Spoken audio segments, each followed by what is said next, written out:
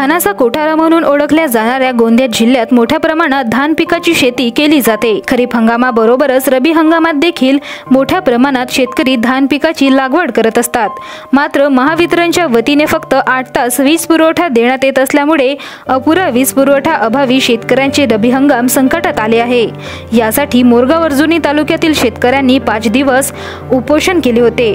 त्यानंतर महावितरणच्या वतीने 12 तास विद्युत पुरवठा देण्यात येणार असल्याचे आश्वासन दिले होते। मात्र तरी देखील शेतकऱ्यांना 12 तास वीज पुरवठा न मिळाल्याने अखेर संतप्त झालेले शेतकऱ्यांनी राष्ट्रीय महामार्ग क्रमांक 6 वर रस्ता रोको आंदोलन केले। मात्र पोलिसांनी शेतकऱ्यांना रस्ता रोको करण्यापासून अडविले। यावेळी पोलिसांनी शेतकऱ्यांमध्ये तणावाचे वातावरण निर्माण झाले। तर संतप्त झालेले शेतकरी आता महावितरण कार्यालयावर धडकले आहेत। जोपर्यंत 12 तास विद्युत पुरवठा मिळणार नाही तोपर्यंत कार्यालयासमोरून हटणार नाही अशी भूमिका शेतकऱ्यांनी घेतली आहे।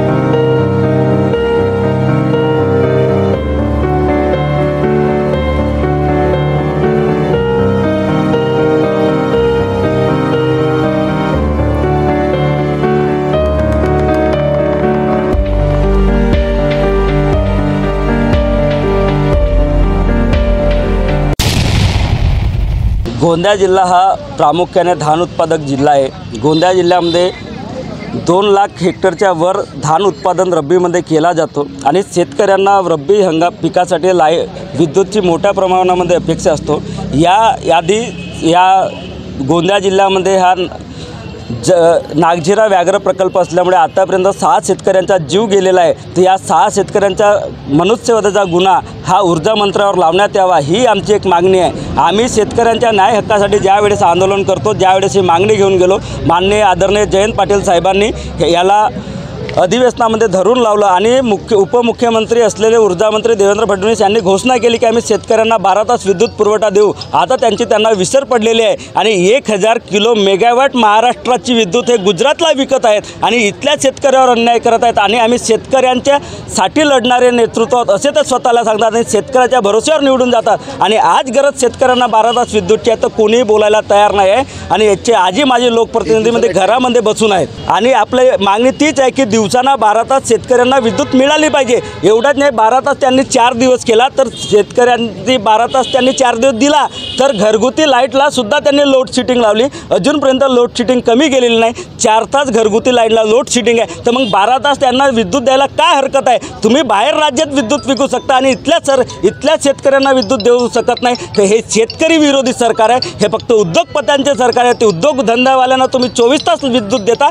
आणि इथला जगाचा पोशिंदा म्हणणाऱ्या शेतकऱ्यांना 12 तास विद्युत देता। हा एवढा मोठा अन्याय शेतकऱ्यांवर तुम्ही करता आणि स्वतःला शेतकऱ्यांचे कैवारी समजणाऱ्या लोकांना येणाऱ्या दिवसात हे शेतकरी त्यांना त्यांची जागा दाखवतील आणि 4 दिवसामध्ये यांनी 12 तास विद्युत केली नाही तर नॅशनल हायवेवरती जीव जरी गेला तरी हायवे रोखण्याचा पूर्ण प्रयत्न या ठिकाणी आम्ही करणार आहोत। एवढेच मी या ठिकाणी सांगू इच्छितो।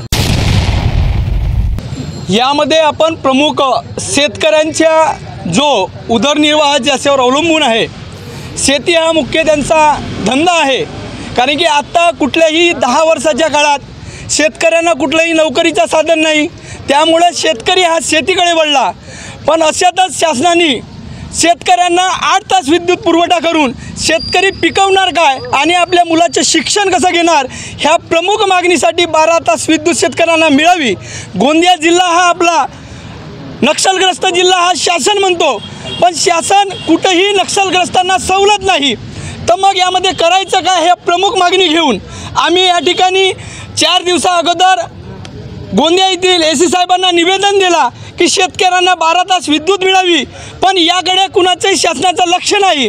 ज्यावेळेस आम्ही मोरगावजनी येथे उपोषण केला त्यावेळेस 4 दिवस फक्त आपल्याला 12 तास विद्युत देण्यात आली आणि त्याचं श्रेय लाटण्यासाठी माननीय मंत्री, माजी मंत्री परिणय फुकेजी, आपले विद्यमान आमदार राजकुमार आपला मनोहर चंद्रिका बोरीजी यांनी पेपरमध्ये सांगितलं का शेतकऱ्यांनी आम्ही निवेदन दिला म्हणून आमची मागणी मान्य झाली, आम्ही शेतकरी थोडासा आनंदित झालो।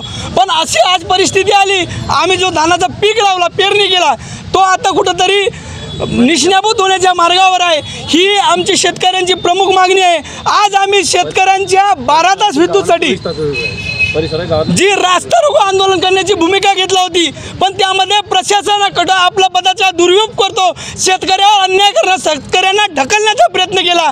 शेतकऱ्यांना कुठलाही शासन त्यांना सहकार्य करत नाही, शेतकरी मेलास तर मर, ही भूमिका सर्व शासनाची आणि प्रशासनाची आहे। ह्या मागणीला घेऊन आणि मी सांगू इच्छितो की आपला सळगर्जुनी तालुक्यामध्ये काही गावांना 24 तास विद्युत पुरवठा मिळतो आणि 7 ते 8 गावं अशी आहेत की त्यांना फक्त 8 तास, म्हणजे हा कुठला न्याय आहे? दव्वा जे MSCB आहे 33 kV, या ठिकाणी फक्त 6 गावं अशी आहेत का त्यांना 8 तास विद्युत आणि बाकीच्यांना 24 तास। त्याचप्रमाणे सळगर्जुनी तालुक्यात सुद्धा हीच परिस्थिती आहे। आम्हाला प्रशासनाला हेच म्हणायचं आहे की आम्ही का अन्याय केला, आम्ही बिल भरत नाही का, मग त्यांना तुम्ही 24 तास देता, आम्हाला का नाही?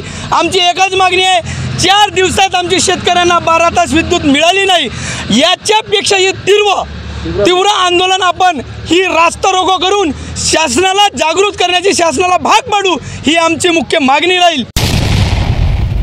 रांगडाले, मी मसवाणी गावचा शेतकरी असून आता हयाती सरपंच पण आहे।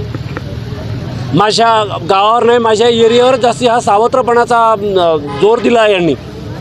याच्या माझ्या साईडला पूर्ण 24 तास मिळून राहिली, कोळीटोला, चिरचाडी, डोंगरगावला, गाडबोरीला 24 तास मिळून राहिली। माझ्या लगतच्या गावांना 8 तास का, आणि 8 तास देऊनही ही बरोबर नाही भेटत, कमीत कमी 12 तास तरी विद्युत मिळायला हवी। याच्या अगोदर आम्ही कितीदा तरी गेलो, दव्वा MSCBवर धडक दिली, 12 तासची 12 तास दिली, कमीत कमी 1-1.5 वर्ष 12 तास राहिली आणि आता 8 तास मागं झाला, त्याच्यात काहीच झालं नाही, निष्फळ झालं। आणि हे असं जर झालं आणि म्हणतात, कर्मचारी म्हणतात, पोलीस अधिकारी म्हणतात की तुम्ही रस्ता अडवू नका, आम्ही कारवाई करू, हे करू, ते करू, बाकी आमच्यासाठी शेतकऱ्यासाठी कारवाई आहे, बाकी लोकांसाठी काही कारवाई नाही का? हां, हे कारखानेवाले त्यांना विद्युत पुरवठा पूर्ण मिळून राहिला, शेतकऱ्यासाठी काही नाही। मग तुम्ही काय खाता काय जगता? तुम्ही स्वतः म्हणता शेतकरी आम्ही आहोत, अरे बाबा तुम्ही पण आहात, आम्ही आहोत ना, आम्ही माझ्यावर 60 एकर शेती आहे, मी ते शेतीचा कसा करू, माझे मुलं कसं पालू, माझा मोठा परिवार आहे, काय करू मी? शेती मजुरांना काय देऊ ना, कुणाला कुणाला काय देऊ? त्यापेक्षा पक्षाचा तर आहेच, पण तरी पण इथले जे अधिकारी आहेत हे जाणून सावत्रपणा करून राहिले, हे यांच्यावर माझा जोर आहे। किती तरी कनेक्शन काढतात, पैसे भरून पुन्हा यांचे बिल लागून येतात, मग कशाला भरणार शेतकरी बिल? मग लाईट तुटली ते जोडायला तयार नाही यांचे कोणतेच कर्मचारी, यांचा कधीच इम्प्रेशन पडत नाही कर्मचाऱ्यावर।